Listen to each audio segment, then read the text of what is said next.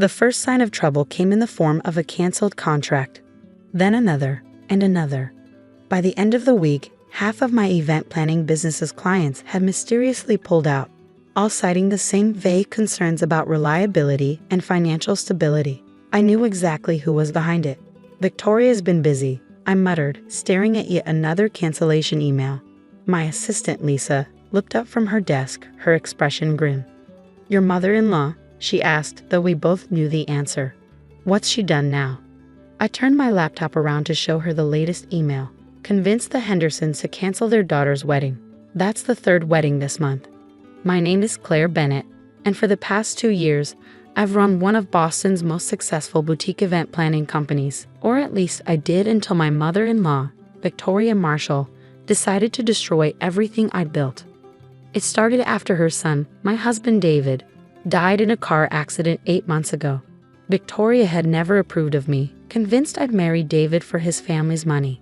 The fact that I'd signed a prenup and started my own successful business didn't matter to her. In her eyes, I would always be the gold digger who wasn't good enough for her precious son. But this, actively sabotaging my business, this was a new low, even for her. "We need to do something," Lisa said, her voice tight with anger. "She can't just get away with this." I smiled, thinking about the thick envelope sitting in my desk drawer. "Don't worry, she won't." What Victoria didn't know, what no one knew except my lawyer, was that 6 months ago, I purchased her beloved family mansion at a private auction. The Marshall family estate, a sprawling Victorian mansion that had been in their family for generations, had been secretly mortgaged by Victoria's late husband to cover gambling debts. When the bank put it up for auction, I'd been there, bidding through a shell company. Victoria had no idea she was essentially living in my house. My phone buzzed. Speak of the devil. "Hello, Victoria," I answered, keeping my voice neutral. "Claire, darling," she purred, her voice drooping with false sweetness. "I just heard the most disturbing news about your little business. Clients dropping like flies. How unfortunate." I could practically hear her smirk through the phone. "Yes, it is rather unfortunate," I replied calmly. "I don't suppose you know anything about that?" She laughed, the sound sharp and cold. "Oh, please, don't blame me for your incompetence. I simply shared my concerns with a few friends. If they chose to take their business elsewhere, well, that's hardly my fault." "Of course not," I said, my free hand tightening around a pen. "Though I have to wonder why you're so invested in seeing me fail." "Invested?" she scoffed. "Don't flatter yourself. I just think it's time you accepted reality. Without David's connections, without his family's influence, you're nothing. You should have taken the money I offered and disappeared after the funeral." Ah yes, the generous offer she'd made at my husband's funeral. A check for $500,000 if I agreed to leave Boston and never return. I'd torn it up in front of her. "I'm not going anywhere, Victoria," I said firmly. "This is my home, my business, my life." "We'll see about that," she snapped before hanging up. I set the phone down, my hands shaking slightly with anger. Lisa watched me with concern. "What are you going to do?" I reached for my desk drawer, pulling out the envelope. "I'm going to remind Victoria that actions have consequences." Inside the envelope was a notice of eviction prepared by my lawyer and ready to be served. According to the terms of the auction sale, Victoria had been allowed to remain in the mansion as a tenant, paying rent to what she thought was an investment firm. But that arrangement could be terminated with 30 days' notice. I'd been holding on to it, waiting for the right moment. Victoria had just given it to me. "Lisa," I said, standing up, "cancel my afternoon appointments. I need to see my lawyer." An hour later, I sat in James Chen's office, watching as he reviewed the eviction notice. "Everything's in order," he said, looking up at me. "But are you sure about this? Once we serve the notice, there's no going back. Victoria will know you own the house." I thought about all the clients she'd scared away, the lies she'd spread about my business, the years of snide comments and barely veiled insults. "I'm sure," I said firmly. "It's time Victoria learned she can't bully people without consequences." James nodded, reaching for his phone. "I'll have the process server deliver it first thing tomorrow morning. You might want to be somewhere public when she gets it." I smiled grimly. "Oh, I know exactly where I'll be." The next morning, I sat at my favorite cafe, sipping coffee and waiting. The process server would be delivering the notice at 9 a.m. sharp. It was now 9:15. Right on cue, my phone exploded with notifications. First came the text messages, all caps and full of rage. How dare you? This is impossible. You sneaky little witchy. Then came the phone calls, which I let go to voicemail. Finally, an email arrived. You think you're clever, don't you? Buying my family's home through some shell company? This is a new low, even for you. But if you think I'm going to let you get away with this, you're sadly mistaken. I have friends in high places, connections you couldn't even imagine. By the time I'm done with you, you won't be able to plan a child's birthday party in this town. I forwarded the email to James, adding it to our growing file of Victoria's threats and interference. Then I picked up my phone and dialed a number I've been saving for just this moment. Hello, Richard? It's Claire Bennett. Remember that exclusive interview you wanted about Victoria Marshall's gambling scandal? I think I'm ready to talk. Richard Chen, no relation to James, was an investigative reporter who'd been trying to write a story about how the Marshall family fortune had been gambled away. Until now, I declined to comment out of respect for David's memory. But Victoria had forced my hand. I'll tell you everything, I said into the phone. About the mortgages, the debts, the auction, and about how Victoria's been systematically trying to destroy my business since David died. Richard was silent for a moment. This is going to be explosive, he said finally. Are you sure you're ready for the fallout? I thought about all the clients Victoria had scared away, all the events we'd lost, all the employees I might have to lay off if things didn't turn around. I'm sure, I replied. It's time for the truth to come out. As I hung up, my phone buzzed with another text from Victoria. Meet me at the house. Now we need to talk. I smiled, gathering my things. It was time for the next phase of my plan. The Marshall mansion loomed before me, its Victorian architecture a testament to old money and older pride. Victoria was waiting on the front steps, her perfectly coiffed hair and designer outfit a stark contrast to the fury in her eyes. How dare you, she hissed as I approached. This house has been in the Marshall family for generations. And now it's mine, I replied calmly. Legally purchased at auction after your husband mortgaged it to cover his gambling debts. She flinched at the mention of her late husband's vices. You had no right. I had every right, I cut her off. Just like you had every right to feed lies to my clients, to try to destroy the business I built from scratch. The difference is, what I did was legal. What you did, that's called tortious interference, and it's grounds for a lawsuit. Victoria's face paled slightly, but she rallied quickly. You can't prove anything. I pulled out my phone, playing a recording. I simply shared my concerns with a few friends. If they chose to take their business elsewhere, well, that's hardly my fault. I have more, I said, stopping the playback. Every email, every phone call, every canceled contract, my lawyer has it all. What do you want?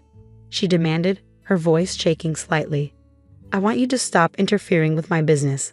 I want you to call every client you scared away and tell them you lied. And I want you to remember something, Victoria. I loved your son. David believed in me, supported my dreams. He would be ashamed of what you've done. Victoria stared at me, her perfectly manicured nails digging into her palms. For a moment, I saw something flicker across her face. Not just anger, but fear. You're bluffing, she said finally, but her voice lacked its usual confidence. You wouldn't dare go public with any of this. It would destroy the Marshall family name. The name you spent years telling me I wasn't worthy of. I asked, raising an eyebrow. The name you think gives you the right to destroy other people's lives. That name? I pulled out my phone again, showing her my recent call log. I just got off the phone with Richard Chen from the Boston Globe. He's very interested in writing about how the great Victoria Marshall has been systematically harassing her dead son's wife. The color drained from her face. You wouldn't. Try me, I said quietly. You've spent months trying to destroy everything I've built. Did you really think I wouldn't fight back? She sank onto the mansion's front steps, suddenly looking older than her 60 years. You don't understand, she whispered. This house, it's all I have left. For a moment, I felt a flicker of sympathy. Then I remembered all the cruel things she'd done, not just to me, but to others who dared to cross her. No, Victoria, you don't understand. I didn't buy this house to hurt you. I bought it because I knew someday you'd go too far, and I need leverage to make you stop. She looked up at me, her eyes narrowing. What are you saying? I'm saying we can make a deal. You can stay in the house as my tenant, under certain conditions." "What conditions?" she asked warily. I sat down beside her, maintaining a careful distance. "First, you call every client you scared away. You tell them you lied, that my business is perfectly stable and successful. Second, you stop spreading rumors about me. No more calls, no more sharing concerns with your friends. And if I refuse, then the eviction stands and Richard Chen gets his story, your choice." Victoria was quiet for a long moment, staring out at the carefully manicured gardens she'd always taken such pride in. Finally, she spoke. "David always said you were stronger than I gave you credit for." The mention of my late husband's name sent a familiar pang through my chest. David saw me for who I really was. You never bothered to try. She turned to look at me, really look at me, perhaps for the first time. "Why did you stay? After he died, when I offered you the money. Why didn't you just take it and go?" "Because this is my home," I said simply. "I built something here, something real, and because running away would have meant letting you win." A ghost of a smile crossed her face. "You sound like him when you talk like that. So stubborn." "He learned it from someone," I replied, thinking of all the times David had told me stories about his mother's legendary determination. Victoria stood up, brushing invisible dust from her designer skirt. "I'll need time to make those calls. Some of these people, they're not going to be happy about being manipulated." "You have until the end of the week," I said firmly, "and I want to be copied on every email, included in every call." She nodded stiffly. "And the house?" "Like I said, you can stay. But from now on, you pay rent to me, not to some faceless investment firm." "And Victoria?" I stood up to face her. "If you ever try to hurt my business again, you'll be out of here so fast your head will spin." The next few weeks were interesting, to say the least. True to her word, Victoria made the calls. Some clients came back immediately, apologetic and embarrassed at having been misled. Others took more convincing, but slowly, steadily, my business began to recover. More surprising was the subtle shift in Victoria's behavior. The snide comments stopped. The cold looks became less frequent. And one day, about a month after our confrontation, she showed up at my office unannounced. "I need your help," she said, looking uncomfortable. "The garden club is hosting their annual charity gala, and our usual event planner just backed out." I stared at her, wondering if this was some kind of trap. "You want me to plan the garden club gala?" She nodded stiffly. "You're the best in the business. Everyone says so. Even I have to admit your work is impressive." Coming from Victoria, this was practically a declaration of undying admiration. I bit back a smile. "I'll need complete creative control," I said. "No interference, no second-guessing my decisions." "Fine," she agreed quickly, too quickly. "But perhaps we could discuss some ideas. Over lunch?" And that's how I found myself having weekly lunch meetings with my mother-in-law, planning what would turn out to be the most successful garden club gala in recent memory. It wasn't all smooth sailing, of course. Victoria was still Victoria, opinionated, demanding, and convinced she knew best about everything. But something had changed. There was a grudging respect now, an acknowledgement that perhaps I wasn't the gold digger she'd always assumed I was. 6 months after our confrontation on the mansion's steps, I sat in my office reviewing the year's finances with Lisa.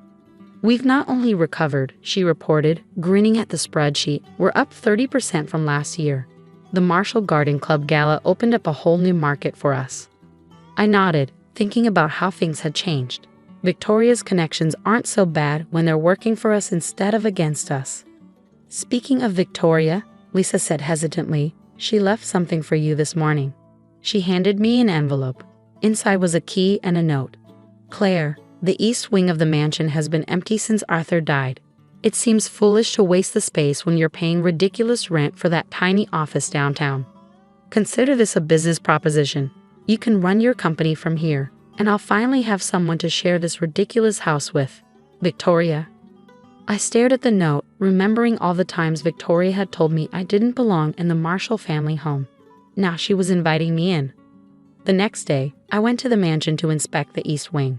Victoria was waiting, trying to appear casual but clearly nervous. "The light is good for an office," she said, leading me through the rooms. "And there's plenty of space for your team." She was right. The space was perfect. High ceilings, large windows, even a separate entrance for clients. But more importantly, it felt right. This was where David had grown up, where we had our wedding reception, where we planned to build our future before fate had other ideas. "There's one condition," Victoria said suddenly, stopping in what could be my new office. I tensed, waiting for the other shoe to drop. "Sunday dinners," she continued. "If you're going to be working here, we should at least have dinner once a week, to discuss business, if nothing else." I looked at her, this proud, difficult woman who had caused me so much pain, but who was now, in her own way, trying to make amends. "I have one condition too," I replied. "No more secrets, no more games. If you have a problem with me or my business, you tell me directly." She nodded slowly. "I suppose I deserve that." "Yes," I agreed. "You do." 2 weeks later, my company moved into the east wing of the Marshall Mansion. The irony wasn't lost on anyone. The business Victoria had tried to destroy was now operating under her own roof. But something unexpected happened as the weeks turned into months.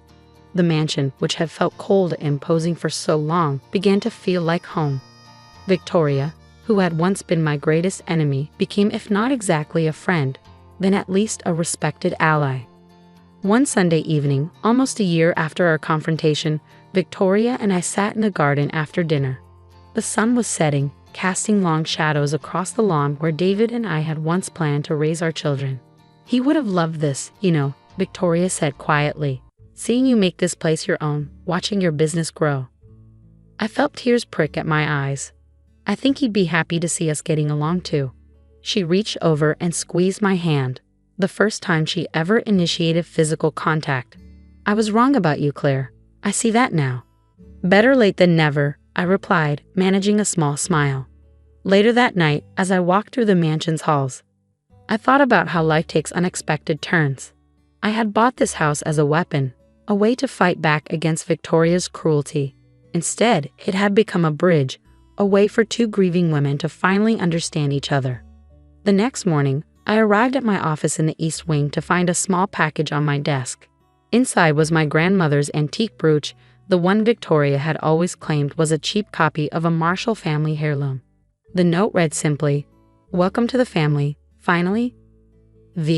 I pinned the brooch to my jacket, smiling at how things had changed.